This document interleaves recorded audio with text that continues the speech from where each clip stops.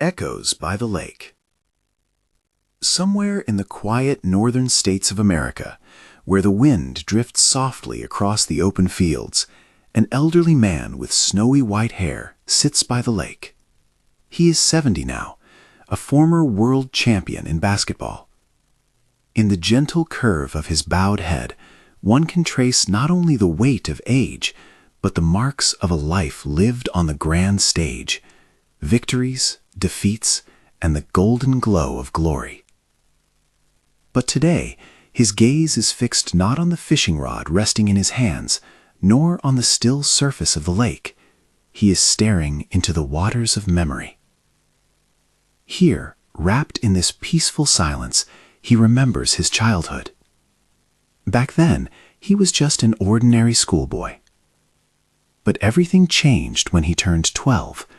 That was the day someone took him to a basketball court for the very first time, his father. A simple working man, yet wise enough to notice the spark in his son's eyes. Every jump carries a dream, and every shot is the beginning of a journey, his father used to say. Those words rooted themselves deeply in the young boy's heart. In his school years, he grew stronger in ways that went beyond height and muscle. He became confident, driven. One day, he led his school team to the state championship. No one expected them to go far, yet they created a miracle. In the final match, against a much stronger opponent, the young boy's courage changed the fate of the game. It was his first major victory, his first true stage. But victories always cast shadows, and every champion must walk through moments of darkness. He had those days too. Sometimes the arena lights seemed to dim, the roar of the crowd fading into a distant echo. The hardest battles were not against opponents, but against himself. A game-ending injury once took him off the court for an entire year. Watching his teammates train while he sat on the sidelines, that was one of the toughest tests life gave him. Yet those struggles taught him this truth. Being strong doesn't always mean winning. Being strong means rising again. And rise he did. Over the years, he became an essential part of the U.S. national team. Not just physically dominant, but a leader in spirit. He inspired others, held his team together, and built a legacy with every step he took on the hardwood. His brightest moment came at the World Championship Final, a game that would be remembered for generations.